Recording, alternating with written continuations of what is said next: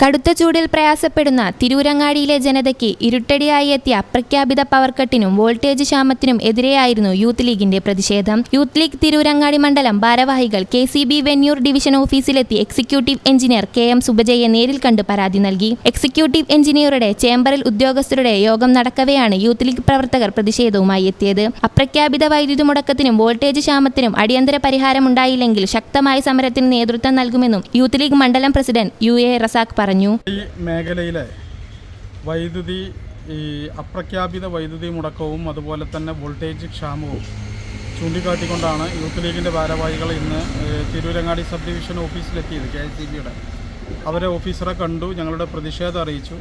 അത് കൃത്യമായി വേഗത്തിൽ പരിഹരിക്കാമെന്നും തുടർന്നുള്ള ദിവസങ്ങളിൽ അങ്ങനെ ഉണ്ടാകില്ലെന്നോ ഒരു ഉറപ്പ് നൽകിയിട്ടുണ്ട്.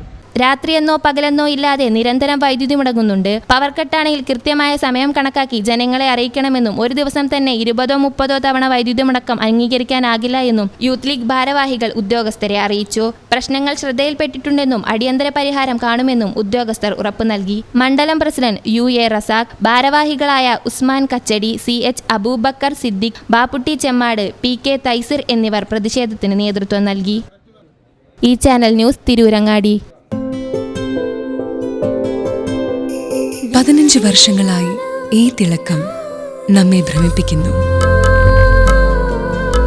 15 വർഷങ്ങളായി ഈ വ്യത്യസ്തത നമുക്ക് ആത്മവിശ്വാസം നൽകുന്നു. 15 വർഷങ്ങളായി നമ്മുടെ ആഘോഷങ്ങളിൽ ഈ പാരമ്പര്യവും പങ്കാളികളാണ്.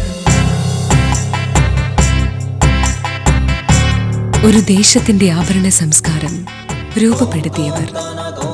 ഞങ്ങളെപ്പറ്റി നിങ്ങൾക്കല്ലേ കൂടുതൽ അറിയുന്നത്? പരിശുദ്ധിയുടെ സുവർണ പാരമ്പര്യം. Hayath golden diamonds, Valanchery.